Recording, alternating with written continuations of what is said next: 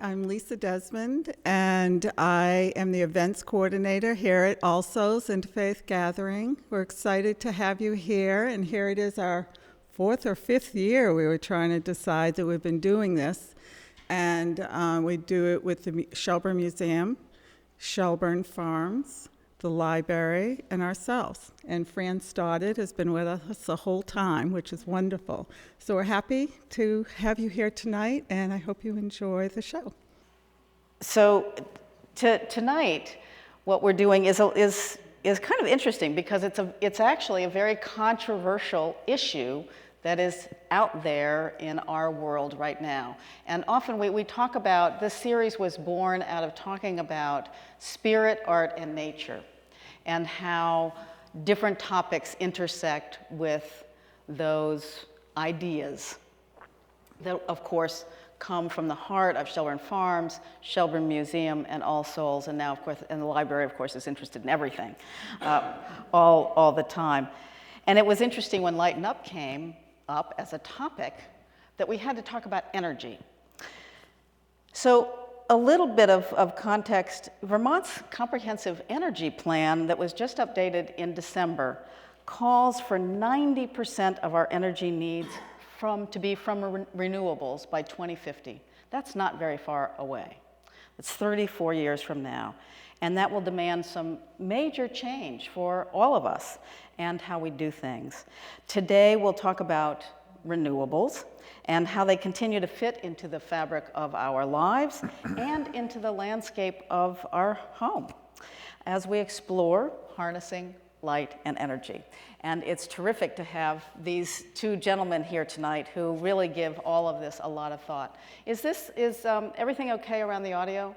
It's a little echoey from here, but we want to make sure everybody can hear okay. Great. Dr. Richard Smardon is a SUNY Distinguished Service Professor Emeritus at SUNY College of Environmental Sciences and Forestry in Syracuse, New York. He has a PhD in environmental planning and a master's in landscape architecture. He has decades of experience with visual impact assessment and management, wetland assessment and mitigation, law and aesthetics, ecotourism and heritage resource management, and energy sustainability planning implementation. Wow. He's testified. My president said when I went up for tenure, can't you make up your mind about what you want to do? He's also testified in about 15, over a dozen, about 15 cases with visual impact assessment issues. So there's that legal piece. Rick has edited or has or written 4 books and is a co-author on a 5th to be published soon. He grew up in Shelburne and went to elementary school with Marshall Webb. They met for the first time in a long time this evening. I need to tell you how many years then. Marshall Webb, probably many of you are familiar with. He grew up in Shelburne, of course, on Shelburne Farms, and is the founder of the nonprofit that now owns and operates the wonderful Shelburne Farms. Currently, his title is Woodlands Manager, and he has held many positions at the farms over the years and probably still does, from field hand to milker to assistant cheesemaker and special projects coordinator. He has also served on a number of boards of local nonprofits, including All Souls, I believe. Mm-hmm. He is also a remarkable photographer and sportsman, and we'll enjoy some of his photography that's manipulated to see how some of these renewables might fit into the Shelburne Farms landscape. So I thought we would start the evening, and of course what we'll do tonight is I'll keep these two gentlemen to myself, we'll have a conversation, and then we'll open it up to questions from you. So, but first I thought we'd get started, Rick, looking at the history, basically kind of what you do a bit. When did folks really start thinking about the scenic impact, the visual impact of renewables and even non-renewables of energy facilities, energy stuff? Yeah, it really started with the land management agencies, the U.S. Forest Service, the Bureau of Land Management, right, which has all the leases for oil and gas development. Mainly out west. Out west. Right. So in the public lands held by these agencies, they really started the ball rolling in terms of looking at stuff. And recently, the National Park Service finally has a guidance for how we look at this renewable energy. It's just brand new. It's only like a year old. So the land management agencies really did, the federal land management agencies really started the ball rolling in this area. So I mean, your career has been, you've been looking at this for how long, and how long have people been seriously looking at it nationally? Well, I think about 30 to 35 years. The pretty National short. Environmental Policy Act, 1969, 1970, really started the ball rolling because it said that every federal agency had to look at aesthetics as part of environmental impact. And this was for all federal actions. So you need a federal action, you need federal money, you need a federal permit, then you have to look at this. Wow. And that necessitated looking at this whole thing. And people like you. Yeah. Okay. So, Marshall, I think of Vermont as being on the cutting edge of renewables and issues of sustainability, though I hear Rhode Island is really moving ahead very quickly. But our landscape is also sacred to us. And the debate continues on the cost of marring the landscape, threatening that image of Vermont, versus the cost of renewables, versus the cost of global warming. What is your sense of this ongoing debate?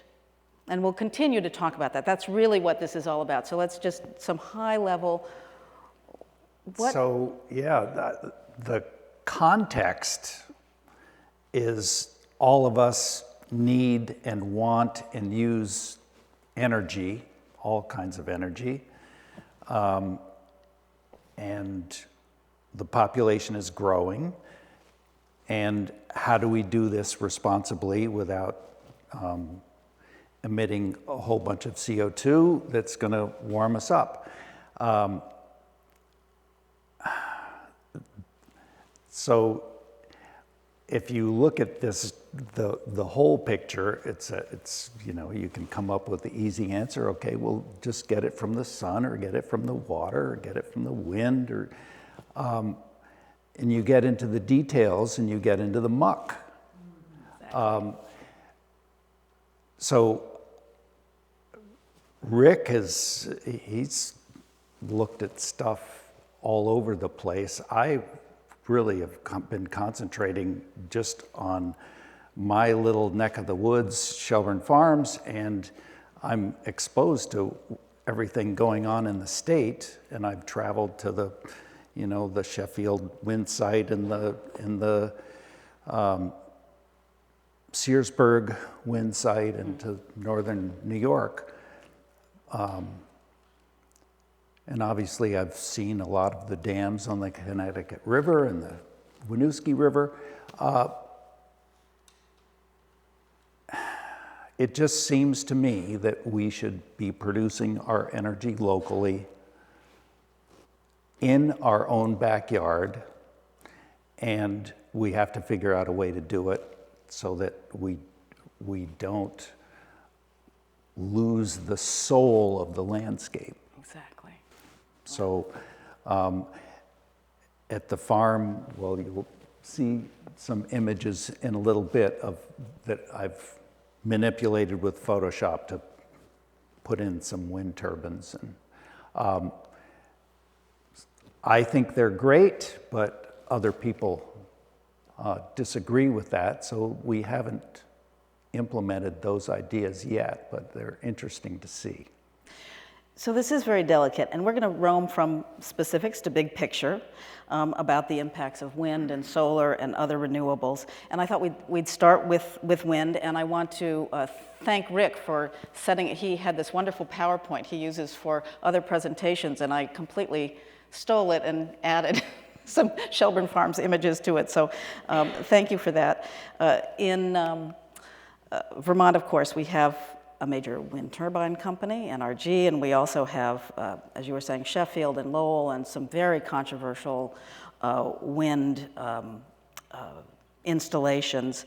Talk to us about wind and turbine placement. So we start with your Cape Wind simulations here, and I'll move through as you wish. Yeah, this is an interesting story because a developer out of the Boston area tried to propose major wind turbine farms offshore, off between Hyannisport and Martha's Vineyard, and there were a lot of wealthy families on the edge which didn't want to see wind farms offshore, even if they're miles offshore. In fact, the Kennedys about split up the family on this issue. Wow. Yeah, because they pressured Bobby Kennedy to say this was a bad idea, even though he's an environmentalist. Yeah. You know, so it created all these schism in terms of ideas and what you support and what you don't support. And so there's sectors in Cape Cod that said this is going to be great because we're going to have renewable energy. And other people said no, because I walk on the beach and I'm going to see it every day, right? So you get these schisms of different values and different perspectives. And that really started a whole controversy in terms of this siting offshore or even nearshore wind.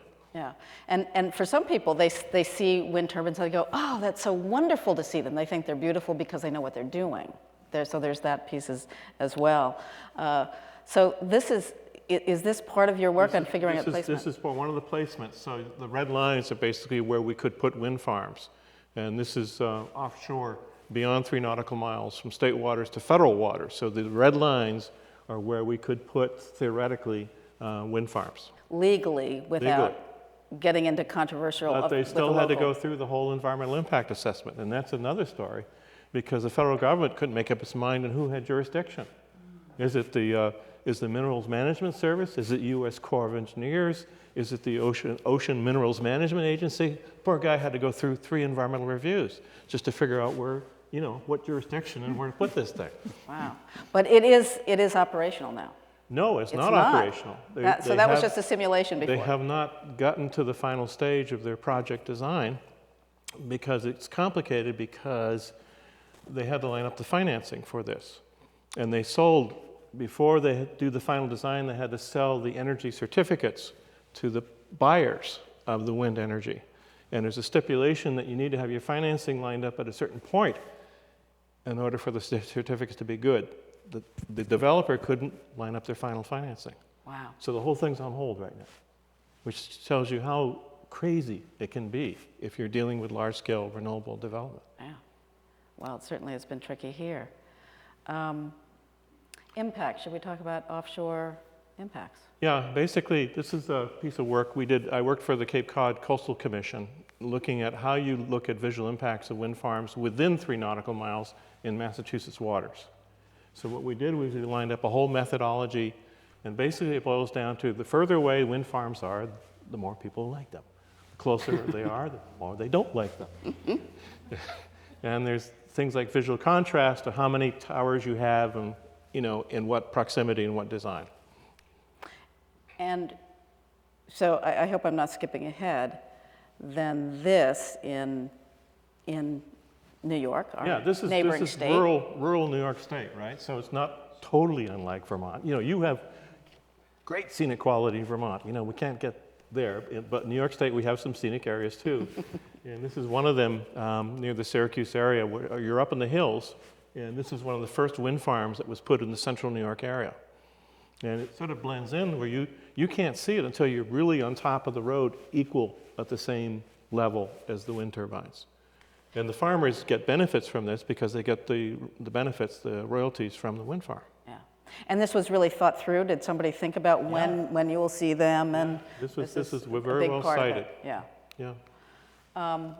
And finally, here, I think this is also Same Madison. thing. Same thing in Madison County. Okay. So let's look at Shelburne Farms.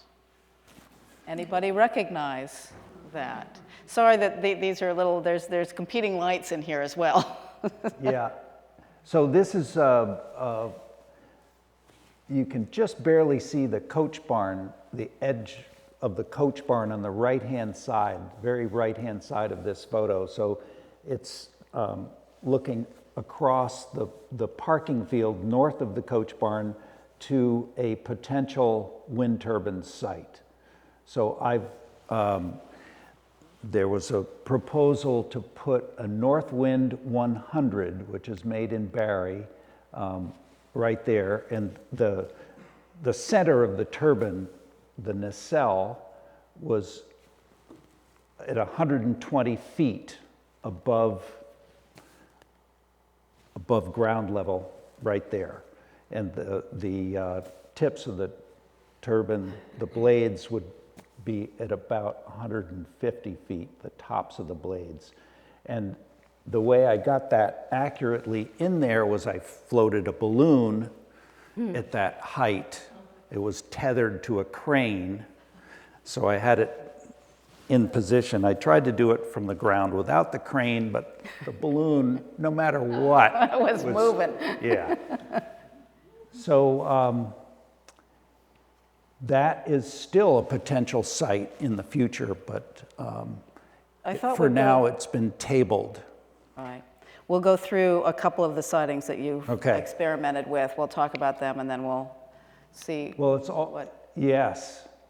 So this one would never fly. This is 3 North Wind 100s on top of Lone Tree Hill, and this is the main first view of the farm barn as you come in the main entrance of the farm, and that would be 3 turbines placed on top of Lone Tree Hill.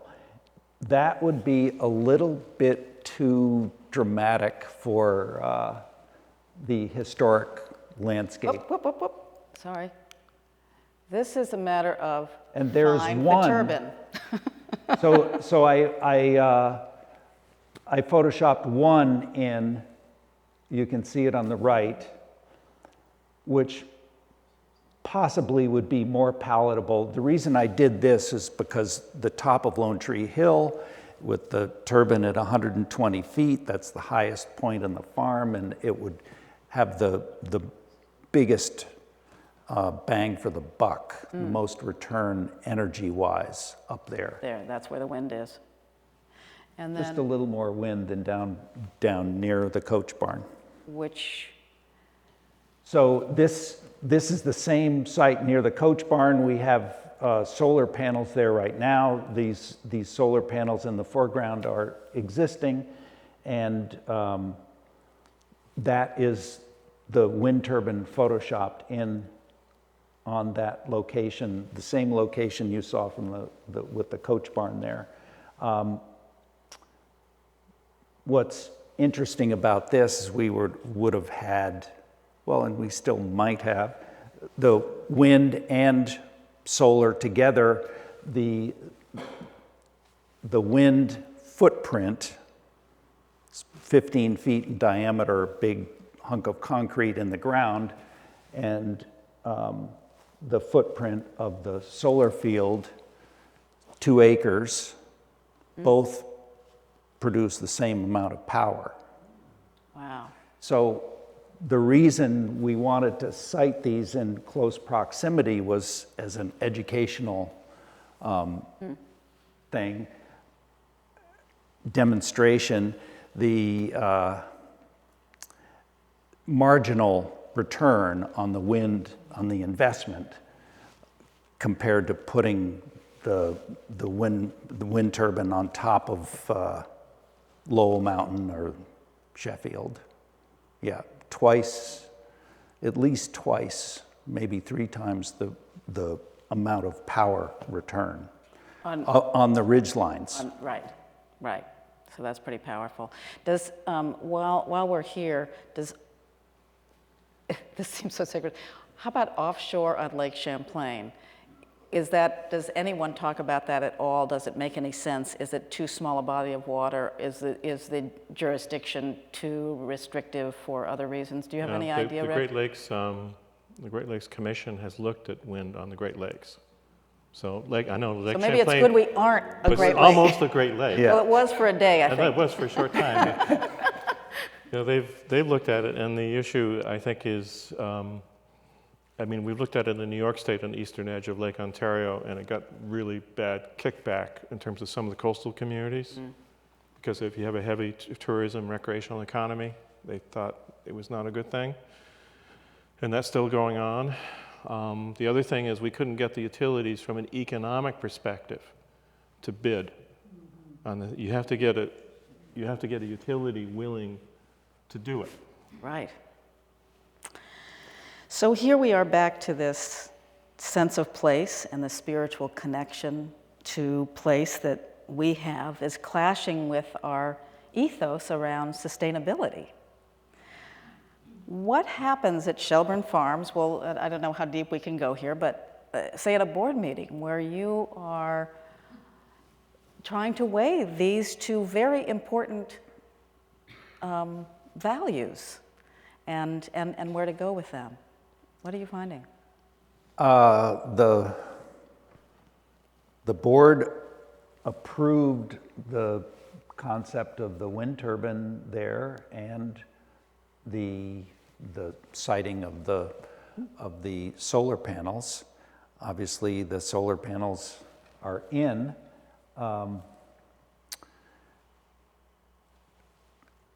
There's the desire to demonstrate all different types of renewable energy, and we just, so far, we haven't been able to convince our slightly bigger community of around us to approve of the idea of a wind turbine. Right.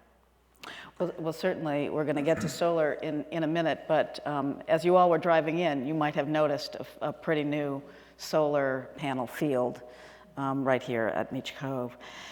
So before we move on to solar, there is the cumulative impact of current energy needs and the effect on the landscape, the major scenic impact of power lines.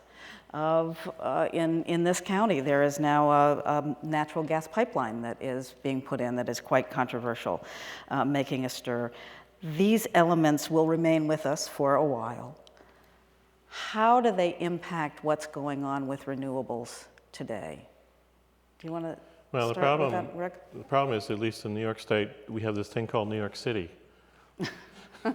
And they chew up a lot of power, even though they're fairly efficient. So the problem is, if you got a big wind farm up in Maple Ridge and the Tug Hill Plateau, how do you get the wind power down to New York City or Orange County or Long Island, right? So this is still a big dilemma in terms of how you distribute the power, how you make it efficient in terms of the grid and moving the power from one place to another. And we had a case in New York, I don't know if that slide's still in there, where they tried to start power at one point in central New York and convert it to direct current and move it all the way down to Orange County and convert it back to AC. Well, the problem is every community along that whole power line route didn't think that was a good idea, because one, they have the scenic impact of the new power line or expanded power lines, and number two, they weren't getting any of the power. Well, that's an issue here in Vermont too. Yeah. As we build, where is that power going and who's getting it? Right. And recently I was on another job in the Hudson River Valley. They're talking about 6 different alignments of power from one end of the valley to another, again, to feed those people down in New York City with energy, right? And so we got people in the Scenic Hudson group that are saying, you know, we don't want these things running all over our landscape. And then you got the Northern Pass running through New Hampshire, right? That's a current issue right now. 192 miles of power lines. Yeah. And of course, there's the 2 power lines that are proposed for Lake Champlain. Right. Yeah. So we're really not just talking renewables, even though 34 years from now we're supposed to be using 90% of our energy coming from renewables. So it's a pretty tricky question. So we'll move on so we can get to you soon. Let's hit solar. Now they're popping up everywhere. Rick, what are important considerations now with solar panels? I tried to get off the internet. This is actually a very big one, but there's one, the largest one is somewhere in Nevada, but it wouldn't let me steal the image. Well, there's 2 different kinds of major solar arrays in the industrial scale. There's a PV, photovoltaic, as we see here, these big banks and what you have locally. And then there's a thing we call power towers. So in the Mojave Desert in Southern California, they have 3 of these things with this luminous light and mirrors, banks of mirrors aiming toward the power tower. Well, you know, this is the whole new solar technology. These are in Saudi Arabia, they're in Spain, they're in a couple other places besides Southern California. The problem with this, kind of interesting, besides the visual impact of this thing sticking up in the middle of the desert, these towers with the luminous light on top, they forgot about the attractiveness to birds and insects. So I was like, poof, poof. Birds and insects are flying into this giant tower. Oh my word. You know, you get a flash a minute coming out of the top of the tower. So you get toasty critters. But you know, I don't think they intended to do this, but this is kind of what's happening. So you never know what happens with some of this new technology. Well, and weren't there glare? Yeah, there are glare issues. Big glare Yeah. issues, Yeah. and damaging glare. And how is that mitigated? Well, Or they figured that out somehow? the Bureau of Land Management and the National Park Service are looking at this right now. So they're trying to develop different technologies so the glare isn't as severe.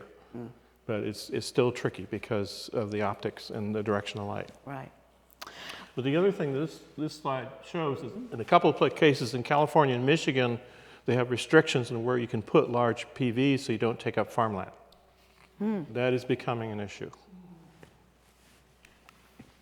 And so this is one on Long Island. This is the largest solar array, PV array we have in New York State. It's on Long Island.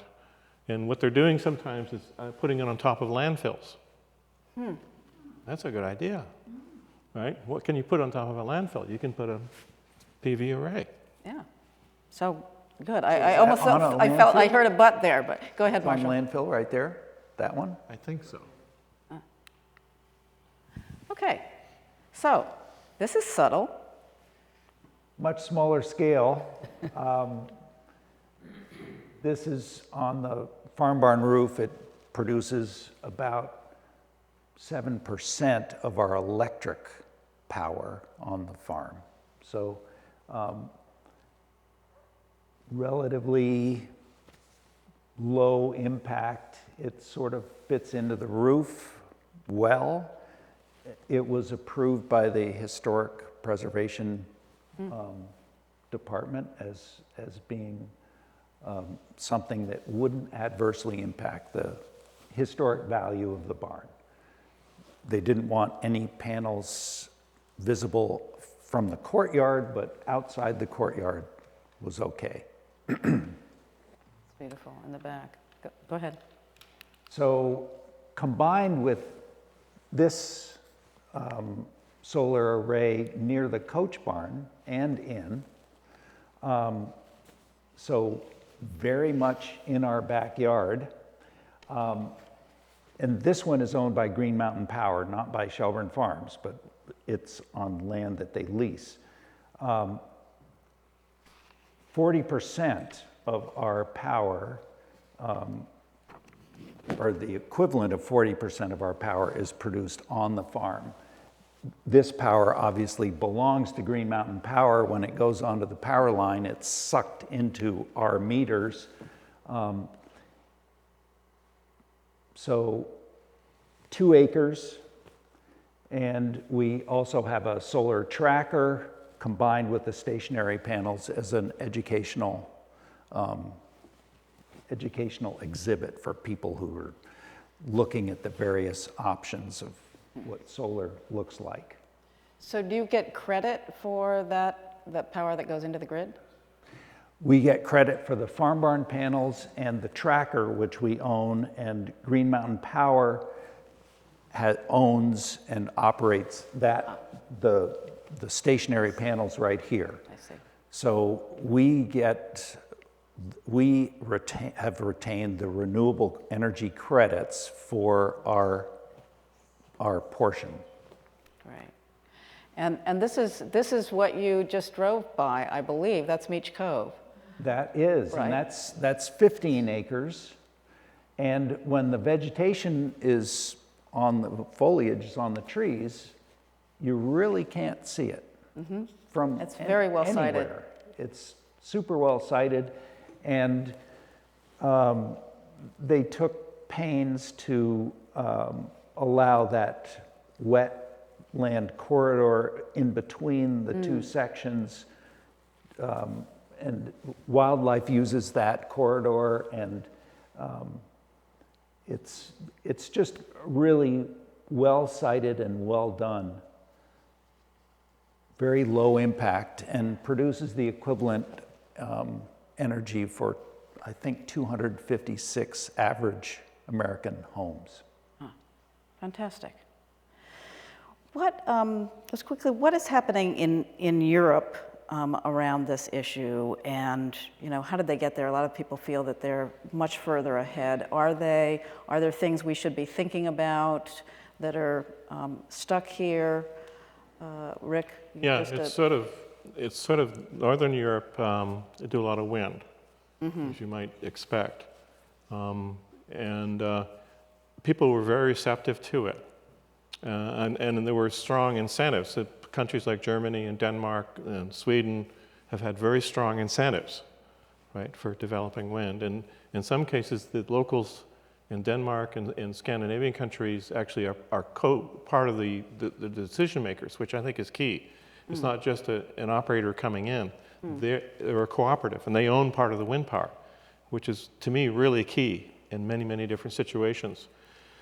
The only problem with wind power in Europe now is that they're building bigger machines. And they're building more of them. So literally on the horizon line, you're just seeing layer upon layer of wind turbines, and it has what we call cumulative impact. And there's some kickback to that, given the massiveness of numbers of wind machines that people can see. And if you have a recreational landscape, that becomes So there's a factor. saturation point. There's a for saturation people. point, and that's what we call cumulative.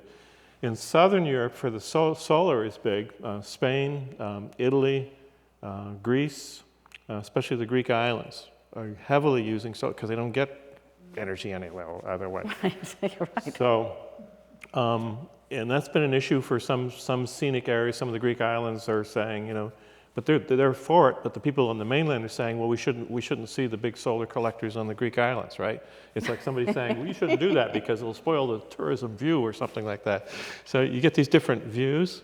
But in general, I would say solar is heavily supported and received, especially in Southern Europe. Well, coming back here, you've talked about this a little bit. Whose jurisdiction is it where there's renewable energy development and a landscape conflict? Is it a utility or is it community controlled? Is there a model that works better? And maybe there's a model that works in Europe that doesn't work here, or even works in New York State that doesn't work here. Where are your battles being fought? Are they in neighborhoods, courts, utilities, the legislature? Where does the jurisdiction work best, as you've seen it, or some other debate about jurisdiction? Well, that's a good question. I think in Europe, I've seen some really good examples that the locals are involved in a cooperative. It's not just the outside company, it's the locals involved. And those situations have worked out well, but they're usually smaller scale. In the UK, in the United Kingdom, Scotland, and northern UK, there have been some good open facilitation participation in the siting process, and they've thought through it a great deal. So if you look at Scotland and the UK, they have good procedures for walking through the process. Now in the States, we're still trying to figure some of this stuff out. And the land management agencies I talked about before, especially the Bureau of Land Management, National Park Service, are now dealing with this on an extremely large scale. So they have some processes in place. I think the problem is that some of the states, all 50 states, I've looked at this in the United States, have entirely different procedures for siting wind and solar. Sometimes it's a state agency, sometimes it's the locals, sometimes it's a combination, municipal and state. And all different configurations, and the incentives are all different too for renewable energy development. So I call it the morass fragmentation. But we have to get a hold of this because in some states have gone ahead, like Texas has developed, you put it here. They've actually got a place you can put it. And other places are saying, don't put it here, right? So there's the openness of put it here, and then there's the places, don't put it there. So you get that too. Right. Wow. So we won't go down that rabbit hole because that sounds pretty huge, but something we should all be aware of. I'm also wondering, this is a question for you, Marshall. I think you think about past, present, future, but how has our past connection or thinking about energy or renewables, how does that influence what's happening today? For better or for worse? Yeah, well, when I think of the past, I don't think of renewables. I obviously think of the power lines and coal plants and nuclear plants and the Moran plant on the waterfront in Burlington. And it doesn't seem to me like those were given a second thought. We need power. This is how we're going to get the power. We're going to run a power line in and do a string of power lines everywhere and bring power to every single building that anybody builds. With renewables, we've all of a sudden gotten a new consciousness about, oh, maybe we're ruining the landscape. It doesn't make sense to me that in the past we didn't consider taking the tops off mountains in West Virginia. It was just, that's how the coal was gotten to the power plants, and we needed the power. Thank goodness the nuclear plant didn't get put in Charlotte in the 60s. But really, we've woken up.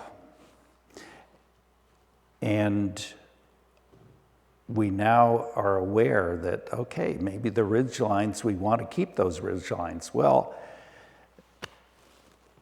when the antennas went in on top of Mount Mansfield, we want to watch TV. That's fine for the antenna to go up there. It's fine for the state police radio to, we need, it's a hilly place. We need the radio waves to go everywhere. But then I don't know, we seem to have a double standard, one for the past and one for the renewable future. And if we want power, if we want to do it responsibly, obviously we're going to have to make a bunch of compromises. There are going to be some ridge lines that are sacred. We aren't going to put towers on Camel's Hump. Other ridge lines, there's a wind resource there. There are fields where there are wind resources. We need to do this. Otherwise, we need to cut way back on our power usage. Not be so hungry. The US has, everybody knows this statistic, but 5% of the world's population and using 25% of the world's resources. And that can't continue. We can't continue to have this economic model of continuous growth. All of us have to wake up and get more conscious and realize the trade-offs we have to make to have a renewable, sustainable future, and we're going to have to do it fast. Trade-offs is a good word for it. So there does seem that the paradigm is shifting, slowly in some areas, maybe here, but it does feel like it's shifting. So to make sure that we get also to our audience, visions of the future, what are you hopeful? I mean, here in Europe, too many wind towers at some point, too much. What do you see coming around the corner? Yeah, Start with Rick. I think the big thing is some stuff that Marshall had says that you can develop smaller scale renewables instead of industrial scale or commercial scale renewable operations. And that means you're using the power locally or for your own uses and not putting so much back on the grid, or at least getting credit for what you do put on the grid. Mm-hmm. And this is driving some of the energy companies nuts right now. In fact, they have to rethink their whole economic model. In Germany, they're putting so much solar back on the grid that it's causing problems with the economics of the utility structure, the way it's managed. Well, even here a little bit. I think here it's happening the grid too. They've already met their quota, right? So they can say, oh, well, we don't want any more, but Green Mountain doesn't so want that, this means that we're going to have to reshift the whole thing, and things like microgrids. Microgrids are a different way. Say Shelburne Farms could be like all one microgrid. So all the energy just travels on your little grid inside that place, right? But the microgrid sits within the big grid, which is the total energy supply. But it allows you to manage your own area for consumption and production of energy. That's pretty exciting. This is what's happening. Now, then the other thing I think is really interesting is after the nuclear disaster in Fukushima in Japan, the Japanese, in a matter of a few years, totally restructured their energy system. Now they're going huge amounts of solar, and actually there's floating islands with solar banks and batteries underneath to store the solar. See, this is the future. This is what's going to happen, and the sooner we get on with it, in terms of rethinking our economic models for energy, as well as the kind of support systems, as well as the kind of infrastructure we need for sustainability. This is the future. So small scale is also is really where it's at. And before we let Marshall answer what he's excited about and the future, I realize there are just a few other quick things to look at. There's biomass. You have this. It's a pretty ugly looking plant. Yeah, it is pretty ugly. But it's doing a good thing. Yeah. Well, it's at our college. We're stumpies, right? We're foresters, right? The College of Environmental Science and Forestry. So one of the things we do is we're growing new fast-growing willow that you can turn into energy, and it reproduces, right? You can harvest it, and it grows, and you harvest some more. We're using hardwoods to produce 4 different streams of kinds of bioproducts, including energy, and that's what goes into this re-energy plant in Livermore Falls. And in fact, the U.S. Army in Fort Drum is doing a biomass energy plant, as well as solar. It kind of snows a lot there, so solar is not, so we're talking bioenergy. And then you also talked about hydrokinetic wave power. I think I've seen a little bit about this, but this is really ocean, I would think. You can we all know about, I won't get into dams and some of those things that we do know about, but this might be something that would be interesting to people. Yeah, you can use, in the Hudson River, there's a plant that actually uses the tidal action of the Hudson River to produce energy. So all hydrokinetic means any kind of action, motion, water motion. So it could be waves, it could be currents. We've up in the Bay of Fundy, they're doing some really large tidal type operations.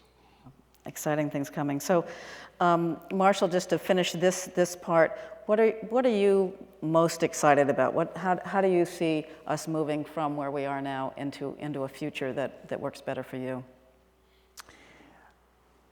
In addition to taking advantage of the solar and wind resources and biomass at the farm, what really excites me most is carbon negative energy. And I can't get into all the details because it takes a while, but it's taking biomass and making charcoal out of the biomass, and you heat it up in the absence of oxygen and you save that carbon. You don't combust the carbon, you combust the gases coming off the biomass, and you put the carbon in the ground and sequester it, and it's a way to harvest the CO2 by using photosynthesis and put it in the ground. I think, well, what excites me most is that with the coming carbon tax, could be 20 years, but it's coming, farmers are going to be able to be paid to sequester carbon, and technologies like this biochar reactor and good land management practices, carbon farming practices, are going to allow an additional income stream for farmers, also allowing them to produce more food on more productive land with less water. So I see an intersection of energy, environment, and agriculture, and in a really dynamic new way. And I also see us reducing our population increase and are changing our economic models from perpetual growth to more of a stable economy. And I really believe if we don't do those things, we are going to have a serious challenge. And the crisis that we have led to some of these amazing innovations that make us a little bit more hopeful. I'd like to, other people, I've been harnessing this conversation to myself. I'd like to open it up to everybody. Any questions come up, any comments about these very important, we just don't give ourselves, one of the things that these conversations are for is to think about things we usually either don't want to think about, which might be this, or don't give ourselves the time to think about it. Yes? You mentioned about hydropower just a little bit. In order to supplement the solar and wind, why don't we tap into Hydro-Quebec more, as New York and Boston has done? We've got huge pipes going under the lake. They're aesthetically okay with me because I can't see them. I agree that there's lines going through northern New Hampshire. They are burying them in some locations to provide for aesthetics over there. But why not include, or can't we supplement, if not take a major portion of our future energy from renewable under Vermont law, hydro? You want to? I agree with you that it seems, and I don't know what happens with environmental impact to the lake bottom, but it seems like a very efficient, good way to bring hydropower down from Quebec. They do have a lot of it. The drawback, somebody might argue that that's not going to promote the decentralized, more microgrid future that a lot of people are thinking of, that is going to be the most resilient for the future. It would delay that microgrid development. But they do have a lot of renewable energy to export. So, Yeah, I mean, it sounds good on the surface. I would just be concerned about how you're transmitting that power. Is it an overhead power line or buried power line, and what's the cost of doing that transmission? And also, if the power is coming, I've had some folks working with some of the native groups, the First Nations up in Canada. Mm-hmm. So then the question is, are there buried impacts to society where they're drawing the hydropower from? That would be my other concern. Otherwise, yeah, might be good looking at.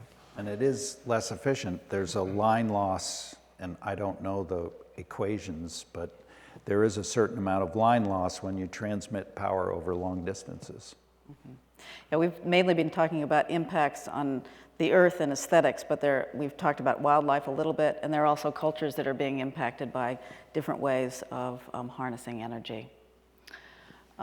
Yes, Mary. What is your sense of how global warming is going to affect these choices? Are there ways in which we might be able to get more wind energy, for example, in a less stable climate where there are more severe storms, or do the negatives actually cancel it out? I'm just curious about what that might mean over time. Yeah, that's a good question. And if you can repeat, RETN, are you picking up the questions pretty well? Okay, sorry, go right ahead, Rick. Yeah, in New York State, we're quite worried about infrastructure given the strength of this and frequency of storms. So if you've got energy infrastructure and it gets hit by a storm, you kind of, and the thing by wind is you need consistent wind. You don't want really strong winds, you want consistent wind. Otherwise you're not producing what you want to produce. So, I would say global warming is causing us all kinds of issues, and it's going to increasingly and an increasing momentum. So both for the infrastructure, the security, the reliability, as well as sort of consistent supply, if we're talking about wind, I think it's not good. Good question. Thank you. Anything? Yes. On a more colonial note, the photoshopped wind tower that you have where the current solar farm is. Yep. Is that visible all over the farm, like Southern Acres and other places? Or is it all?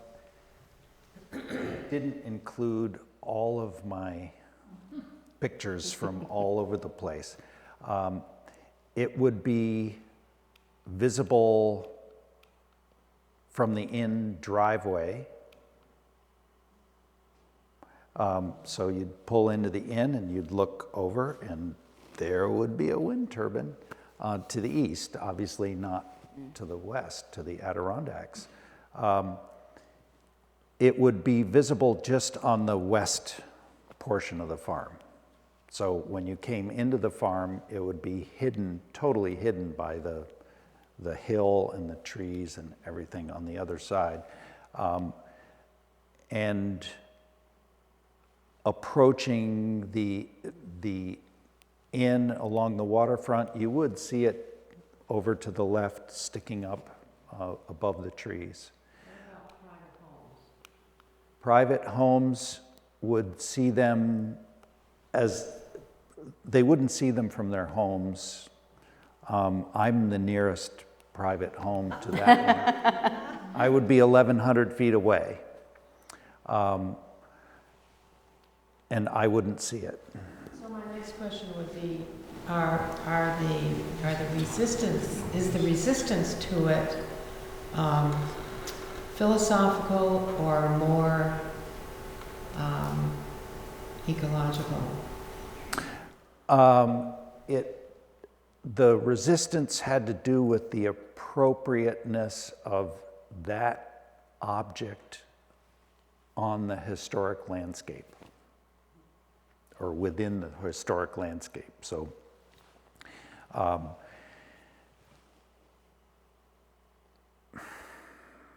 at one point, we've gone through a couple of different times with the wind turbine that's been proposed, and the first time it was on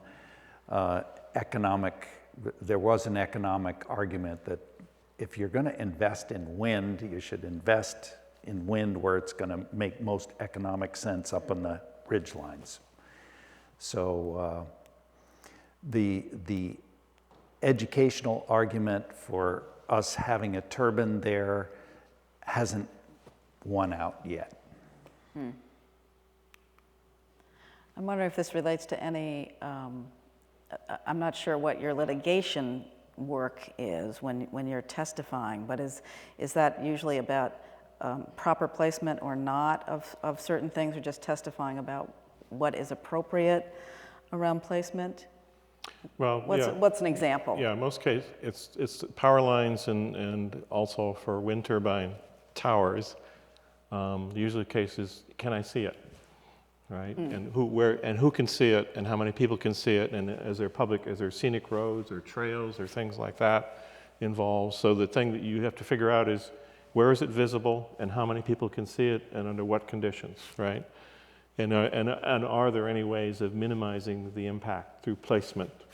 And then there's the balancing the public good with the commons, which is getting just the difference between public good and common good is getting more slippery as we move forward, it seems. There's a good example was I was involved in a case in Lake George a few years ago, and they put a cell tower.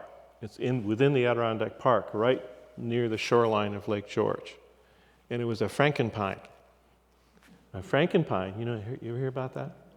Frankenpine is a cell tower. It looks like a tree. Looks like it, yeah. So we call it the frankenpine. So this thing was out there, and I was out in the middle of Lake George taking pictures with the balloon. I had my balloon up there, trying to figure out, who can see it, right? As you're Yeah. running up and down the lake and all around the forest where it was going to be placed. And they end up reducing the height of the thing. But the issue was the cell tower access for safety issues, right? In case there was an accident, right? Public safety versus aesthetics in this case. And communication. Yeah. Interesting. Yes. You talked about visual a lot, but people often are alarmed about wind because of the noise that they Thank you. hear or fear. Yeah, that's a good point. There's actually in the Netherlands and Denmark has done some research on this, and people actually connect the noise with the visual. So if they can see it, suddenly they can hear it. Somehow there's a connection there. But yeah, if you're really close to it, if you're really in close proximity, that people have objected to the whoosh whoosh noise of the turbine. But sometimes it makes a difference in how big the turbine is by the nature of the sound it makes. Do they get creaky over time? I don't know. Yes. In the back again, we'll do just 2 or 3 more questions. Go ahead. Follow up on that. What is Sure. the age, the expected age question. length on these towers for the wind? That's a good question. I'm not sure exactly, but it depends on the turbine structure and how it's anchored. But I'm guessing about 40, 50 years. So if I don't mind following up on that, we have gas, which not even should probably be brought up tonight, but that'll probably be with us for a few years, maybe, and is at this point a very inexpensive form of energy. Well, how is that going to conflict with trying to introduce the renewables, which may be... You mean the natural gas?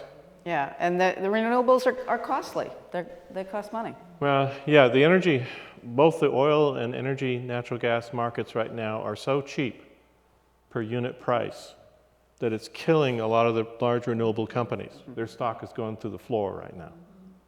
So yeah, it's a major impact right now. Unless you have a country like Germany that has consistent long-term support policies, US, it just goes up and down in terms of support for renewables. So yeah, it's a factor, major. Yes. Jackie. I know you asked this question, Fran, and unfortunately our friends were leaving and I may have missed your answer, but in terms of Europe sort of biting the bullet and getting the unity needed to just go for this, are there lessons that we can learn from them? And it seems like we are debating, just for example, Marshall's one wind tower on one farm. It's going to take years and years and years. We returned to Germany after a bike trip, visiting my ancestral village, and came back to see a mountain full of wind towers. I didn't have the presence of mind to ask, how did they get that unity? And where do they get the unity to give the incentives and to sort of bite the bullet? And just as one last little piece of it, Denmark has just been listed as the happiest country in the world. And I think it's the beer, I'm not sure. I'm wondering if part of their happiness is that they have really bitten the bullet and converted their country to a showcase of renewables. And the world is flocking to them to see what they've done. So how did they get the unity and the backbone to do this? Well, I think I've looked a little bit at Denmark, and I've looked at Germany also, and in Germany it's quite clear they have political leadership that has kept the policies consistent over a long period of time. As you look at our US Congress right now, who knows what the hell we're going to get out of these guys, in the near future. And in Denmark, they're doing a lot of small-scale cooperatives, right, where the locals are heavily involved in whatever is going on. And of course, Denmark has had a very long natural empathy sort of value history as well. Yeah, Thank it's you. different culture. for us, New Hampshire's motto is live free or die. It's like your parcel of land is sacred to yourself, and there's more of a community value to land and resources in Europe because of the way they have developed over time. It's just different. Their culture is more accepting of this, and they've had a consistently much higher oil price too. Mm-hmm. So they've had much more economic incentive to go for the renewables. But it really is impressive how fast that has happened. Yeah, they made the shift very quickly. I think there's one last question, yes? The infrastructure that we have here in the United States is aging and pretty fragile. Even Congress has addressed the issue of solar flares and other issues that might take the grid systems down. How are we going to be addressing that with the implementation of renewable sources? It seems like a grid system that possibly we talk about here at the farm as a possibility would be great because that's new and self-contained. But how are we going to tie in all of this renewable energy? Well, there's sort of two levels. There's sort of the macro scale and the micro scale. Mm-hmm. And in the macro scale, Department of Energy did a study about, 5 years ago, and it said, here's the major power corridors that we need to increase the capacity and reliability of the grid. The trouble is they went to the Supreme Court and they kicked out part of it because they didn't do enough environmental homework on the study. So it's sort of like in legal limbo land right now. But I think that the real opportunity is the things like microgrids, that you increase the reliability locally, right? And then hopefully doing that, you don't have cascading effects like happened in Ohio that triggered all the blowouts of the whole grid on the East Coast. So we're dealing with two different levels. The macro level, how do we increase the reliability of the overall grid? And the micro level, how do we do things on a community basis that does better for us? Rick Smardon and Marshall Webb, thank you so much for coming and opening up this discussion with us this evening. Thank you.